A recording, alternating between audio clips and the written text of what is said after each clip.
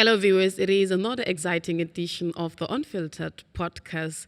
Today, we have the honor of delving deeper into a story of resilience and justice that has captivated audience around the world.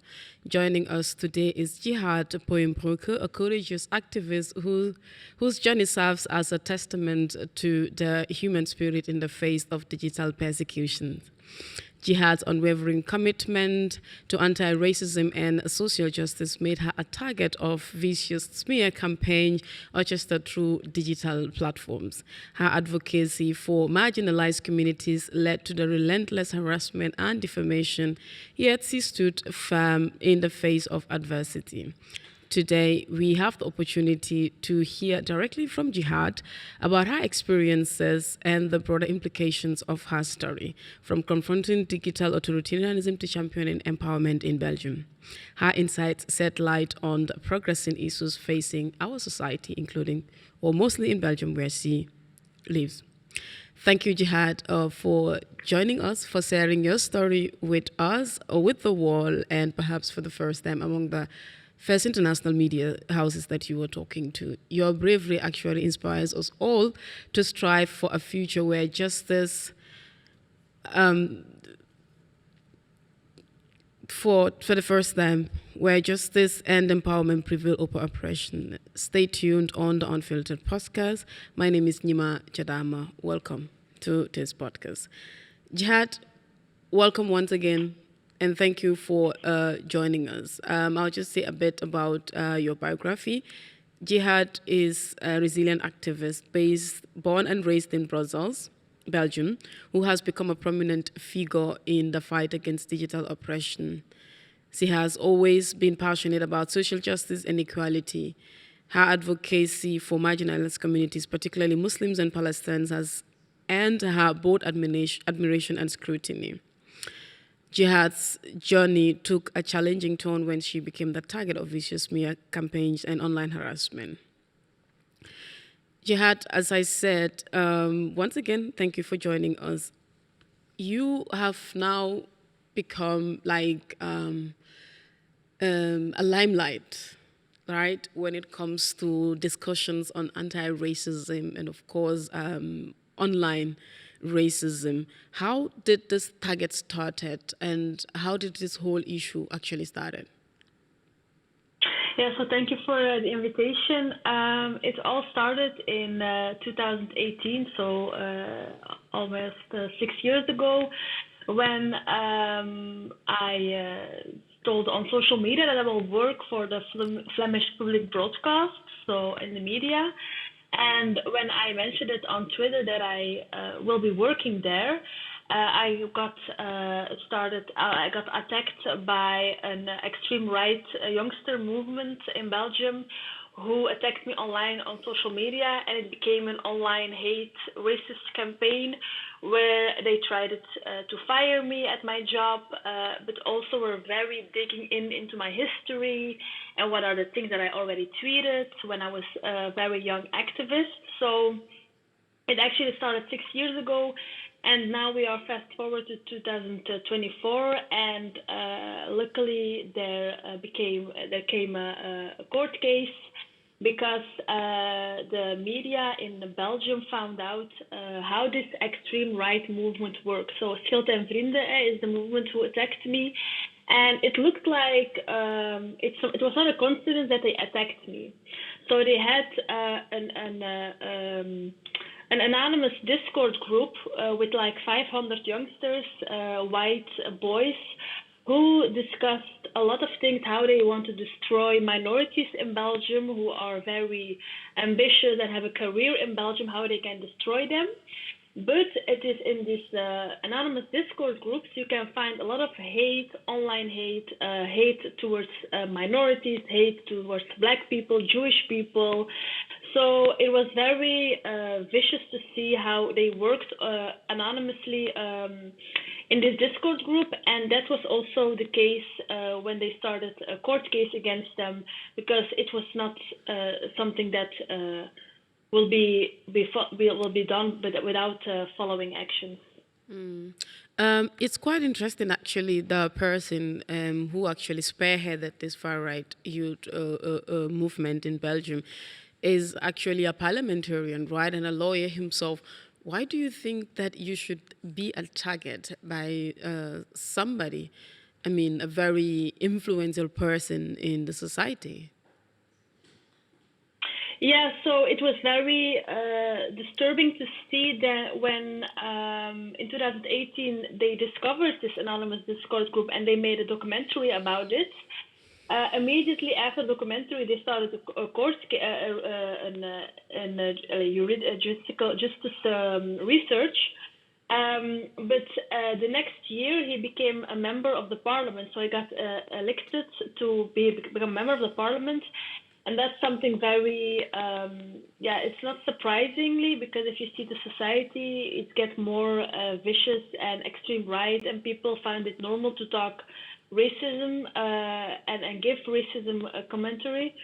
But for me, it was not, it's like I said, it was not coincidence that they attacked me personally, because I am a woman of color. That was the thing that I always say I'm the biggest nightmare of white racist boys, or in this case, Schild en Vrienden, the Schild en Friends, the right, extreme right movement, because I'm a woman of color, I'm a Muslim, I have a Moroccan background, but I'm also someone who is very vocal, so I will not shut my mouth, and I'm talking about topics that they don't like to talk about. So their tactic, and that's a common tactic, they were trying to target different kind of people, all with a minority background, to stop them having a bigger vocal voice in the public opinion.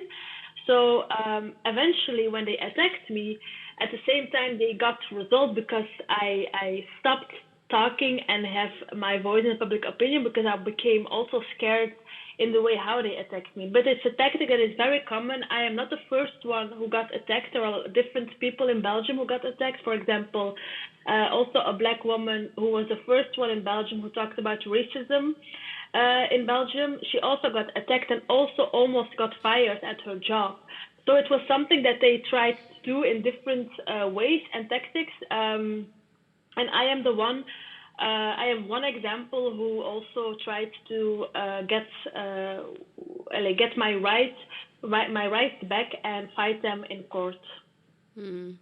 Yeah, I mean, we have different types of racism, and this online racism is something that is not so common, right? Of course, it exists. People know it's happening. But then, like, racism is actually more of part of our day-to-day activities. And online is something that is not so talked about, because not everybody uses social media. As a anti-racial expert, if you would differentiate this to us, like, what would be the differences between anti-racism online and racism on a normal daily basis? Yeah, when we talk about racism, it's very difficult sometimes to explain to people, because it's like it's like between your two ears, and you can't mention it, or you can't give it a kind description. But what's the difference between racism in real life? For example, if you don't get a job because you have a different name, or you don't get a job because you are wearing a hijab. It's like you are getting approach, and it gives inequality. So that's like examples that you can see there is a difference, because I have something different instead of the norm, the majority, the white people in our society. But in online racism, people make the difference between, it's freedom of speech and I can say whatever I want. So it's okay that I say those things, and that's the difficulty about fighting online racism, because you can see a lot of online hate reactions on social media about minorities, about refugees, about black people, and people say, yeah, it's okay to do that because it's freedom of speech. But luckily, the court case that we've fought against Schild en Vrienden and against the boss of the movement, Dries van Langenhoven, the court, the judge also said what they did was very orchestrated and was not freedom of speech because they were very focused on a group they wanted to attack. They were prepared to also use violence. So that's just very important to see that it's not about words only. It's also about that online racism is a form of violence, psychological violence, but also being afraid to come outside, to give your voice, and so on. So can you as well maybe elaborate on the specific challenges you face as an anti-racist targeted by digital smear campaign? I mean, how did you navigate these challenges? Of course, it took you about more than 6 years, right, to get through a final verdict. But before that, like since 2016, up till last month, March, it was when the verdict was faced. I could imagine the challenges that you faced. Maybe just elaborate a bit specifically on some of them. Yeah, so like I said, I was already vocal in public opinion, so people know that I always give my opinion. But when I started to work at the Flemish public broadcast, it's important to mention that because I don't know how it's in Germany, but if you work for a media platform who is funded by the government, it's very important to be neutral and that journalists can show their true opinion and so on and so on. But I chose to work for the media because I wanted to see how the media works. But I also was very aware that people will have questions because I was before that an activist and very vocal. So I was aware that people will have critique on me, I will have commentary, but I knew that I was the best one who got the job, so I was not afraid of that. But I was never expected in the way how they digged into my past. So that was something very shocking, that they were already searching information about me to use it for the right time. And this was the right time for them to use it and to say, look at this girl, what she was tweeting when she was 16 or 17 years old. And how I coped with it, it was at that time when it happened, I was very shocked and I tried to focus on my job. I said to myself, let's focus on my job, let's forget about it. But after they got exposed in the documentary, I felt to myself, I can't let it be like this. I'm not the first one. I will not be the last one. I need to do something. And I was trying to see how I can be a civil party, but it was not the first thing that got in my head because a civil party is like a very big responsibility. But yeah, it was.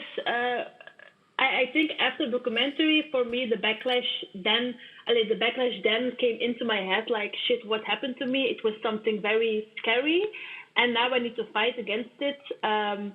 Because at the same time, I also work with a lot of youngsters who want to be vocal, and told me, yeah, because what happens to you, we are very afraid to say our opinion on social media. For example, now what is happening in Palestine, people are afraid to say something about Palestine because they will be backlash that they're anti-Semitized or hating Jews, but that's not what is happening. They want to frame those people. So that was also an eye-opener that youngsters saw me as an example to not give them voice and their opinion anymore. In your first statement, you made mention of being targeted because you're Muslim, you're a woman of color, and of course, your roots are actually from Morocco, actually, they would say a migrant. And as well,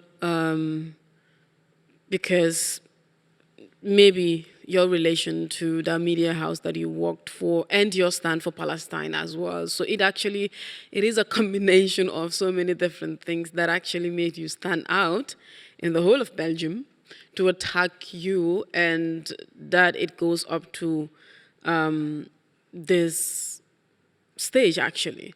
So could you actually tell us like the intersection between online racism and the role of the society, especially media houses, reporting about them? Yeah, it's very interesting to see the intersectionality about it because I have also a Belgian background, so my last name is a Belgian last name, but also my first name, Jihad, is something that is very shocking for some people because they don't know the real name of it. And I always tell myself, if my name was Jolien, I don't know if it's a German name, but it's a Belgian name. If my name was Jolien van Puymbroecks, and I would do the same thing as the GS who I am today, nobody would care and they will not even see me. So that was also for me the main reason to focus on this court case, because I was very aware that minorities in Belgium are very targeted, and if we will not fight it against injustice, they will always try to do it again and again. So the court case was also a very important milestone in the anti-racist work, that people who are giving online hate can be prosecuted and can be convicted. And then I forgot about your question. No. We'll talk about it. I was actually wondering, the role of the media. But before I go there, we would watch a documentary, that actually reveal the true colours or the work that the far-right youth movement were doing in Belgium in the sake of, protecting our culture, quote unquote, instead, being behind online, doing online memes against other people. We would watch this video, a part of it, maybe just 3 minutes of the video, and then Jihad, maybe we will shed light a bit on the video and continue our discussion. We have 60 minutes, so we have a few more times to go.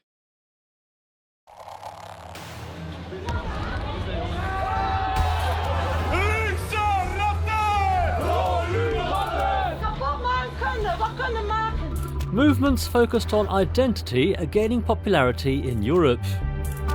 You will not replace us! You will not replace us! One of the movements in Flanders is Schild en Vrienden. Dries van Langenhoven is their leader. Wie een gezond, traditioneel klassiek gezin wil stichten, die wordt vandaag bekeken als een freak. Joining me is Dries. Publicly, they talk about family values, the importance of Flemish identity, and offering a positive alternative to so-called political correctness. Wees de beste versie van uzelf, want alleen zo zullen we Vlaanderen redden. Dank u wel. But on secret fora and chat rooms, we read totally different things. Racism, Nazi glorification, and denigrating comments about women and minorities. We're trying to find out who is the real Schild en Vrienden.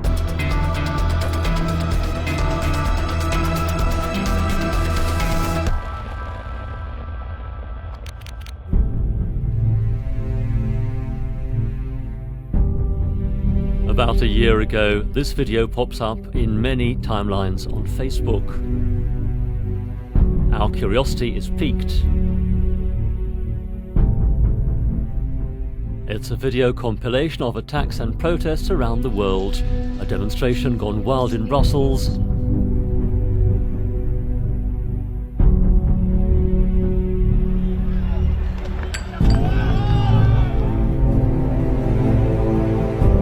Unrest in Antwerp, all accompanied by ominous music. Is dit het? De toekomst die we willen? Ik wil geen straten, waar vrouwen niet meer veilig zijn. Ik wil geen maatschappij die onze normen en waarden vergeten is. Ik wil geen Sinterklaas zonder Zwarte Piet. Ik wil geen Europa waar Europeanen een minderheid zullen zijn. Voor ons is het genoeg geweest. Wij willen een weerbare jeugd die sterk in haar schoenen staat. Eerlijke media die het volledige verhaal vertellen. Wij zetten geen stap meer terug. Wij zijn Schild en Vrienden. How far is Schild en Vrienden willing to go? Posts in recent weeks show that a member has made a shiv shaped like the group's logo. Over the past 18 months, Van Langenhoven has advised everyone to learn to use guns. Again, someone says it's time for a war between the races. Though he did add a smiley. Another member displays his weapons on the Flemish lion and says he's ready to fight. In Romania, members practice with automatic weapons at the shooting range. They like posing with guns for photos. Aside from target practice, which is fine, Van Langenhoven denies everything and says someone's posting in his name on Discord. Iemand zegt, totally ready, en stalt zijn wapens uit op de Vlaamse leeuw. U mag voorbeelden blijven aanhalen. Sorry, dat werkt gewoon niet. U kan al die afbeeldingen gewoon online vinden, of zelfs gewoon zelf maken. En ik zie dat er iemand blijkbaar gewoon mijn profielfoto van Twitter heeft gepakt, dat erop geplakt heeft en mijn voornaam heeft geplakt en daar dan edgy uitspraken bij doet die niet van mij zijn. Toon het mij, dat jij het niet bent. Ik kan het echt gewoon zelf maken, hoor. Maar toon mij dat jij het niet bent in de Discord-groep. Ja, die kan ik hier niet open doen, daarvoor heb ik mijn computer nodig. Dat is een mobiele app, dat kan je perfect op je telefoon bekijken. Dus ik vraag nogmaals, waar staat Schild en Vrienden nu voor? Dat heb ik toch al gezegd. Schild en Vrienden wil een positieve mentaliteitswijziging teweegbrengen bij de Vlaamse jeugd tot burgers die ten dienste staan van de Vlaamse identiteit en van de Europese cultuur. En die dingen die je nu afhaalt van internet, die gaan daar niets aan veranderen. Screenshots show that the person in the group really is Dries. He talks about when our interview will be, and only he knows that. Another member waiting outside says the interview is still underway. What now? Dries van Langenhoven said the time will come when a golden dawn will cleanse shops of halal and other multicultural products. Golden Dawn refers to the extreme right-wing anti-nationalistic party in Greece, whose members, one a member of parliament, have been convicted of violence.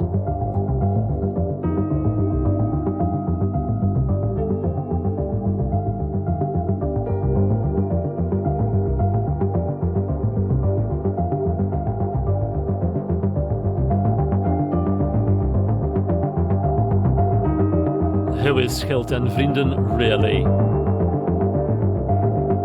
Where is this going?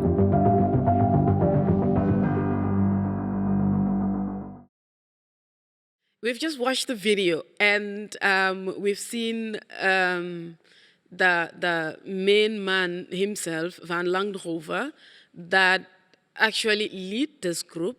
But he insisted that the objective of the group is actually to protect the Belgium culture, the Flemish culture, to protect the young people, to make sure that they also have right and whatever power bestowed on them as Flemish people.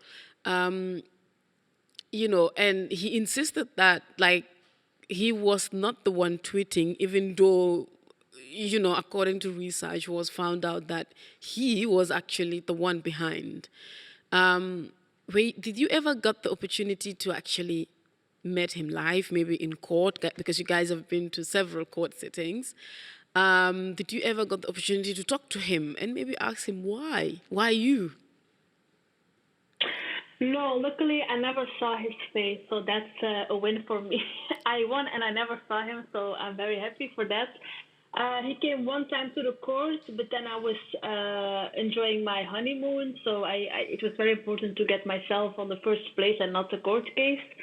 I never saw him, but I saw what he tweeted and mentioned, and it's like a typical way of extreme right wing members who are focusing on lying and using populist things.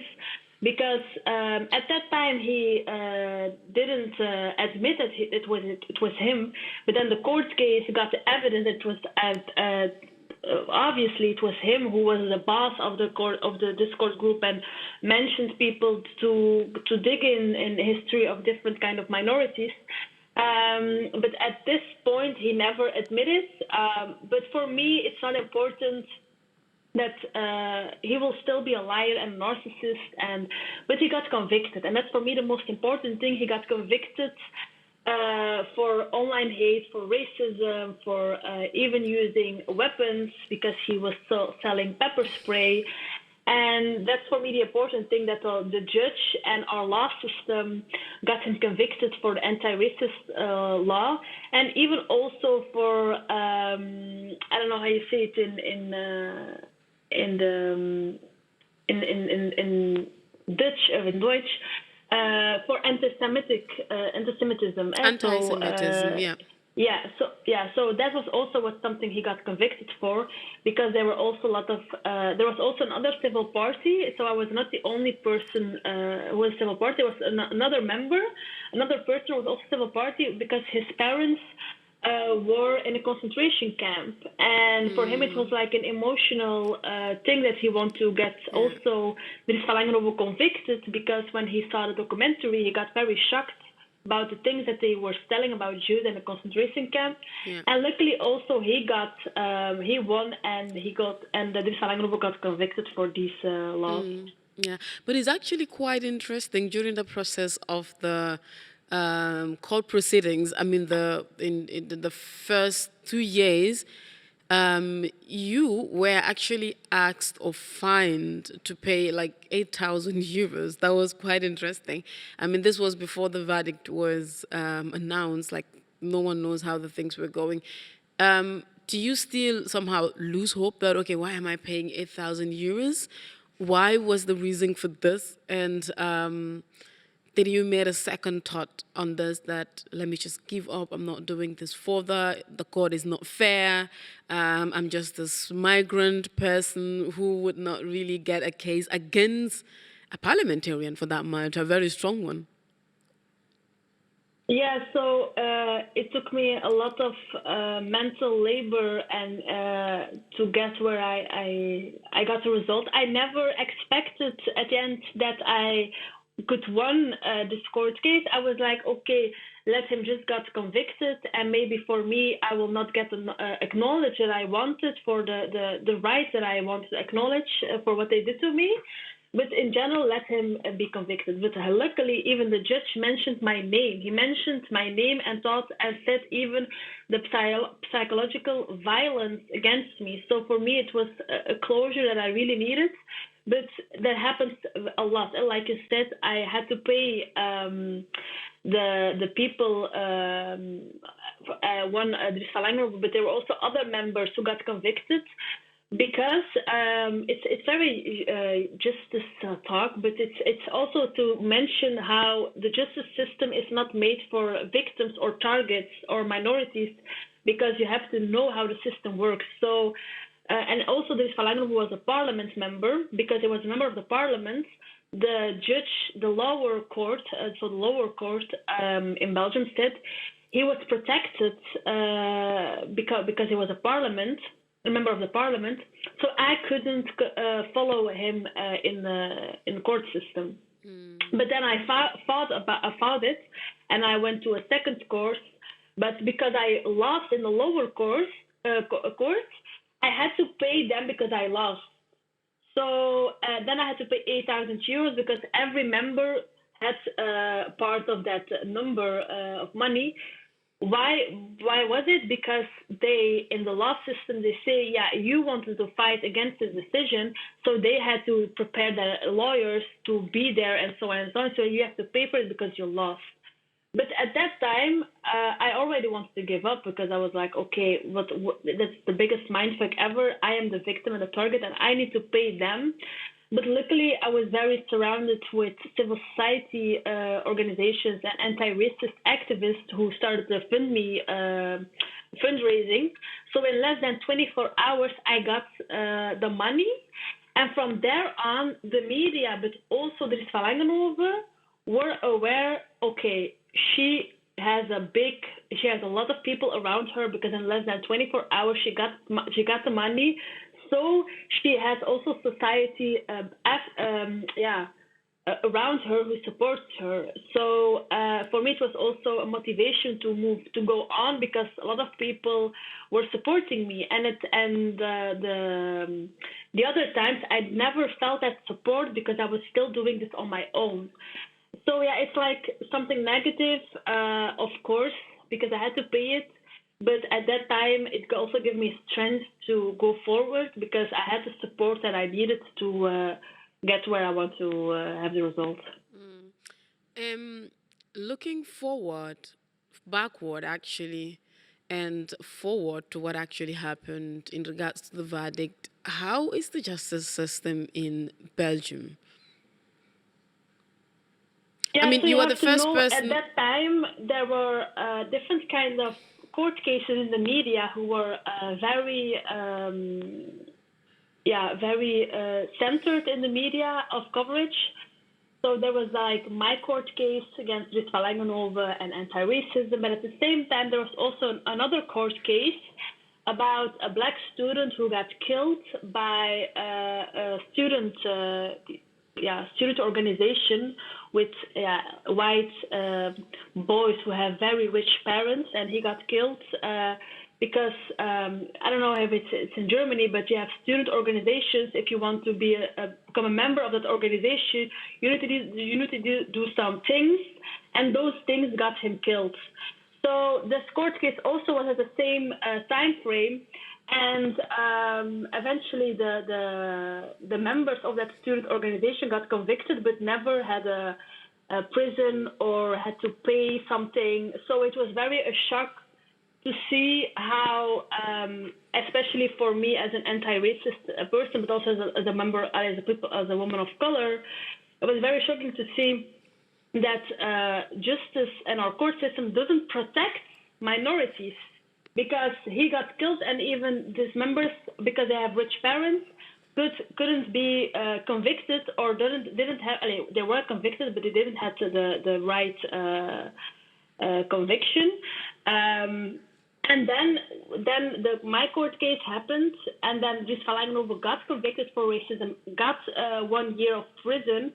So it was very double waste because when the judge talked about he will be in prison and he is convicted for 1 year prison, we were all shocked in a positive way, because it was the first time in history that a judge in Belgium convicted and acknowledged racism in Belgium and the impact on minorities, so that our law system can protect minorities. So it was very double way of how media and public opinion has their opinion on our law system. And how did you feel being the first person to make history in Belgium to won a case against a parliamentarian on racism, and to an extent of your name was mentioned in the court, of course compensated, and some of the implications that the parliamentarian Van Langenhoven has was he was stripped of his parliamentarian title, right? And maybe tell us what were the court verdict, and how did you feel being the first person to make history, not just in Belgium, but in Europe, I believe, because I have never heard of an immigrant that won a case against the state, talk less of an individual, right? Yeah, it still gives me like an awkward feeling to hear it of someone else. It's sometimes it's very nice to hear it, because sometimes I don't stand still a lot by it. That's a milestone, historical milestone, that I was part of it. Like my friend said, you will be in the historical books, and I'm like, okay, I don't know, but yeah, it is in a way, because it was very important. And Rit van Langenhoven was not in parliament anymore, because he stopped. He stopped when the court case was going on, because he also felt that if the extreme right party wanted to be part of the government, then they couldn't have a member that is convicted. So he stopped already in the parliament and became a full-time activist, like he mentioned himself, quote unquote. And but for me, it was very emotional to hear the judge mention my name, and to hear that he had a proper conviction. And after the conviction, I went outside, because there was an action, a manifestation going on to support the civil parties as myself. and I gave a little speech, and I got very emotional when I mentioned I did it not only for myself, it was also for other people, for other women of color in Belgium, for other youngsters. And I got a lot of reactions of youngsters that thank you for doing this for me, but also for my kids. And that was my most motivation. So at the first time, it was a motivation to do this for myself, to get acknowledged of the things that I go through for this online racist campaign against me. But along the years, because it took a long time, I also saw that it's the bigger thing. It's something that society that I need to do for society, for our society. And I was chosen to do this, and I also was surrounded myself with other organizations to also mention them. You can use this for the work that you do because you work around those topics about racism and online hate. And I feel that after now the conviction happened, people are saying, yeah, you made it even bigger now because we have elections in a couple, next month we have elections. And extreme right party is very high in the polls. But I feel I was not doing them to make them bigger. I was doing it for the minorities who never feel themselves protected by our law system. And now we're hearing a judge saying he is convicted for racist, for online hate. He was attacking groups, minority groups, and he got and you have to go 1 year into prison. But now he is fighting this conviction, so we have to go back again to another court case.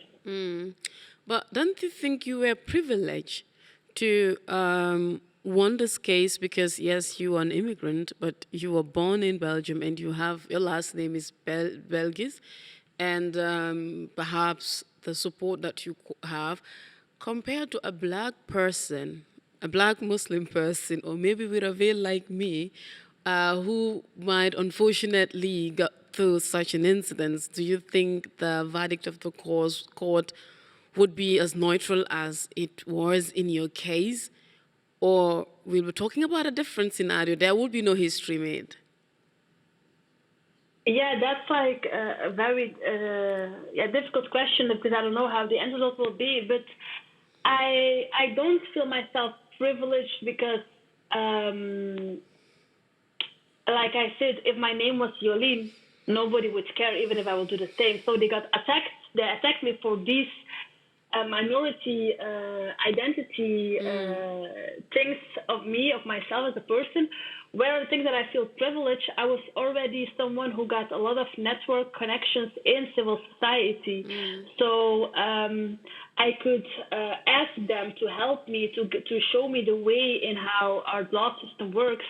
But you have to know, the first years I did it all alone because I was very ashamed to ask help. Even people who know me were like, you are working 10 years on this topic, you know all of us, you know all civil society organizations, you know all the activists around this topic, but still you didn't came to us and ask for help. And after that, when I came in the public and announced that I'm a civil party, from there on I started thinking on a strategic way, looking for partners and collaborations to work together about this court case, because then I made the connection in my head. It's not an individual court case, it's also a court case for our society. But yeah, I think now I'm an expert of law system and justice. That's what my lawyer is saying. It was not easy to find my way, but I had luckily the right persons around me the right people around me to help me with it. And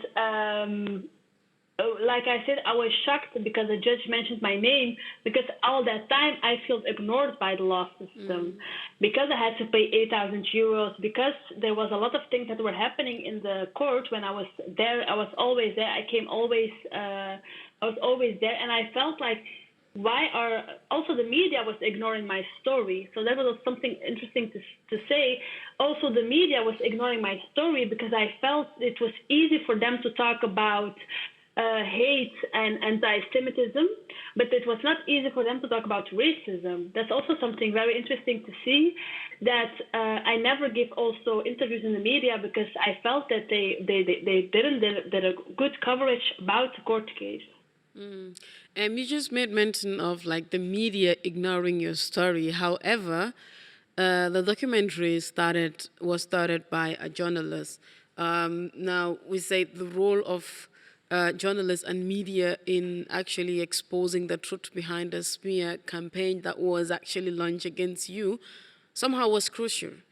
And I was wondering, how do you think, or how can media literacy and responsible reporting contribute to countering digital manipulation and disinformation campaigns, most especially instead of ignoring your story? Yeah, so it's like there is a positive way also in how media can use their platforms. I see the role of the media to not give a platform to extreme right populism members or parties, because I feel in media in Belgium, they are afraid to be portrayed as left-wing or not neutral. So to reaction on that, they are giving a lot of platform to extreme right members of the parliament and extreme right parties. And it is very toxic and dangerous because in Belgium you also have something that was years ago. The extreme right party also got convicted for racism. And from there on, the democratical parties decided not to go in discussion with them or collaboration with them. And also the media said, we will not give them a platform. But now you see, and how many years that it changed. They have a platform on our media. They can tell their stories, they can say racism things, they can share fake news, and nobody is debunking it. So journalists are also not debunking it, and that's a very dangerous thing to do. I also see that media has a role of not using the words that extreme right of extreme far-right members or parties are using. For example, I was watching a program about political parties, and a journalist is asking a question, and is using a word that is founded from an extreme right or far-right theory. So why are you using the same words as them? That's also something very dangerous. So I feel that there needs to be more self-reflection about the role of the media, who they are giving a voice to, but also which words are you using and why are you taking the same words or using the same words as them? Your story actually highlights the power of dynamics at play in online platforms, particularly in the context of far-right extremist groups like Schild and Werder. How can policymakers and tech companies work together to address the proliferation of hate speech and extremist contents online? Yeah, I feel that also something that I was not mentioning is that media is using clickbait articles and even getting money about making racist content. That's also something very, you also see it on social media. They are getting money and gaining money because they are using online hate speech as a way of gaining money. So that's something that needs to be stopped. And I feel that I'm following sometimes the discussion on a European level, that you are seeing how can they talk with Facebook and other social media platforms from Meta to fight online hate more and to get these reactions getting away more, and that profiles get blocked easy. There are some good things that are happening, but it's not enough. So you still see that the volume of reactions and hate speech and online racism is still very there on the social media platforms. So I feel that there's something needs to be changed. And for policymakers, I feel that we also need to think about how our law system is protecting minorities. For me, it's an example that the law system got protected me, but it took me a long way to do that. How can it be easier for victims or targets to mention what was happened to him and not be in a 6 years long court case. So I feel that those two important responsibilities. Your resilience in the face of adversity is remarkable. Can you share with us some of the thoughts or strategies that help you maintain your strength and determination throughout this challenging journey?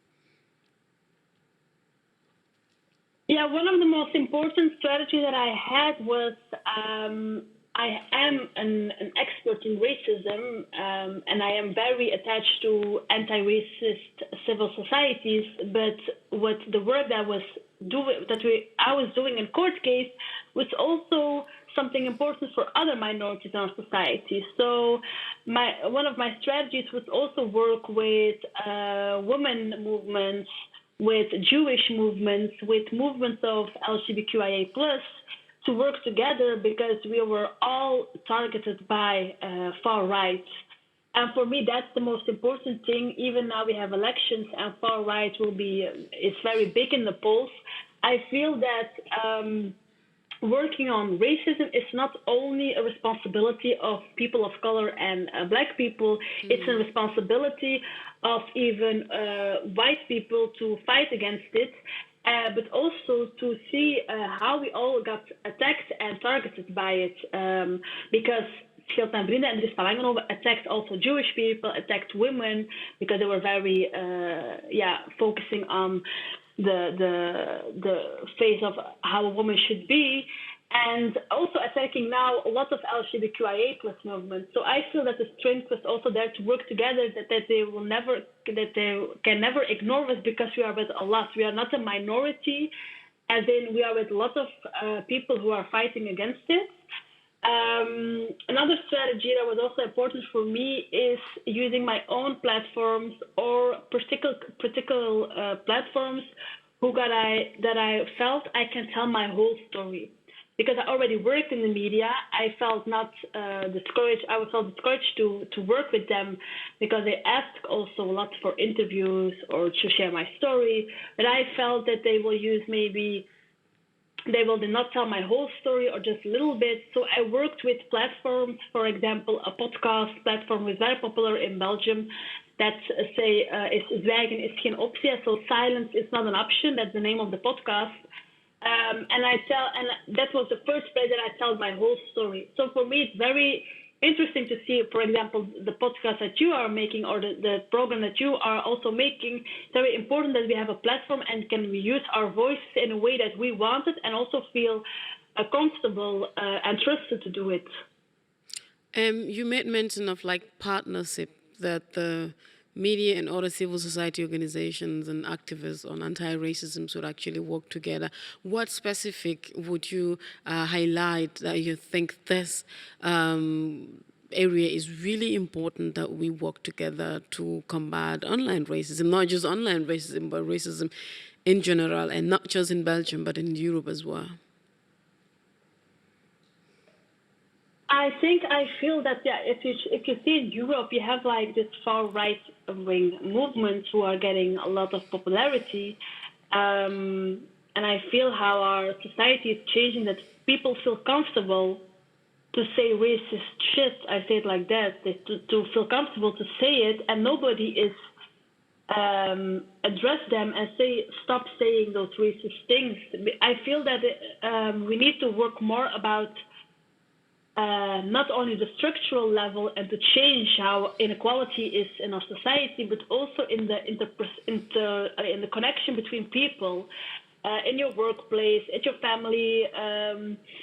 I feel that we are still that we had to give them a chance to feel them comfortable, especially after Trump, to use racist words and to say racist things. But at the same time, I'm also someone who is saying to others, especially to civil societies, when they invite me to give a keynote, for example, I always say I'm very tired. I'm very tired to educate people, to always say don't say it, or don't you know it's very racist. I feel that white people have a bigger responsibility to use their voices more than other times. So I am very focused now on protect myself and my own mental health and choosing who and when I want to give my time and energy to people to explain things. But at the same time, I'm also looking around me and say, yeah, you are also part of this room or this space, so also give your voice and say something. You know, still going back a bit to the challenges that you face, I was wondering, one person going through this, the first 2 years, like you said, you decided to somehow isolate yourself and thought that I would be able to do it on my own. On the long run, you lost, and then you pick it up from 2018 to last month, and then in between was Corona as well, but then the support was there from the public and especially the civil rights party that you guys founded. Was wondering if there was any particular physical attacks or in terms of security reasons. Of course, everything was done online, but then at some point, the media attention was just too much on you. How were you able to take this, seeing yourself on making headlines in every news tabloids, both online, TV, radio, and newspapers, and, you know, the community approach as well? Was there any physical attacks or psychological trauma that you actually went through during this time? Yeah, so luckily I hadn't had a physical attack, but in the documentary you can also see that they were doing trainings for weapons and that they were selling pepper spray and so on. So if the I'm still thinking about if the documentary didn't expose them, where would we be right now? Would there be a terrorist attack of them, or will there something happen even worse? So that's something that's in my mind always. But yeah, after those long years, I also got therapy, and I worked with someone who is specialized in racism, and she also made a report for the court case. And in the report, she's talking about a racism trauma. So for me, also this word was very important, giving language to a problem that I have, but I was not aware of what it was. So because in the first years I was coping with it, and I was like, okay, just focus on my job and forget about it. But after that, I got also panic attacks, and I was very my self-esteem was very low. And then when I went to therapy, I also saw that the thing that I got where I was also thanks to therapy, because otherwise it will be very mentally very hard to be where I am right now. And to talk about racism trauma, I feel that when we talk about racism, we talk about inequalities in our society, but we forget about the mental health of racism and how it how it influences ourselves, but it's also something that will be given to generation to generation. So how can we work about our traumas and don't give it to our next generation? Apropos next generation, looking ahead, how do you envision the next steps on the ongoing struggle against digital authoritarianism? And of course, how can individuals and communities support these efforts? Yeah, how I see the next steps, I feel that we can work a lot on bystanders effect. So the bystanders, it's something that we can do in real life. How can people react in real life, but also how can people react online? So now I'm also giving workshops to youngsters to say how can we react on online hate, because we all have that feeling that, well, is it worth to react on it? It will not have any impact. But what are the right ways to react on online hate and on online racism? And how can we do it in a way that is also not affecting us at the same time? Because that's also something scary. When you react, you will also be part of the attack. So I feel that this is an important thing. But also to think about strategies in how we can protect minorities. I feel that in Belgium, political parties, but also civil societies are focusing on understanding extreme far-right members or people who think this way, to understand them more. But we already tried it for years to understand them. Let's focus now on the people who got attacked and targeted by them and how we can protect them. So to think about strategies to protect them. So I feel those two things are very important in the next years. Yeah, that's really important. Hopefully that we'll be able to do that. However, your experience is actually underscores the importance of building solidarity among marginalized groups and communities, and of course, allies. How can we foster inclusive spaces and alliances to amplify marginalized voices and push back against digital oppressions? Yeah, that's a good question. If I have the resolution, if I have the solution, I would do it immediately. But one of the things that I feel is work, and I see in how activist groups are doing it, is working with safer spaces. So it started from the LGBTQ community in America, who started safe spaces and gets people together when they have an LGBTQ. They are from the LGBTQ community, and be together because they feel more safer around people who are having the same experience. And I feel that this is something that we also can work on our mental health and our mental space, and be surrounded by people who we are not have to be explain ourselves, educate them, be responsible for them. But I feel that when I talk about a concept like safer spaces, we have, for example, in Belgium, different student organizations who are focusing on Black students. So they organize activities only for Black members or Black students of those groups. And I feel there is a lot of critique about it. Why are you doing something by yourself? But I feel that this is something that we need to cope ourselves in a society that is eventually always being racist, because about the history of Europe, and especially for Belgium, the colonization. So for me, that's a very important thing. I also say to my friends, of people asking me, what do you think about the elections when far right is getting very big? I'm focusing on my community, focusing on my mental health. I'm focusing on who is worth of my time and explanation. Otherwise, I'm looking at white allies to fix it because I'm tired to do it. Yeah, finally. So thank you so very, very much, Jihad, for the 60 minutes, with us.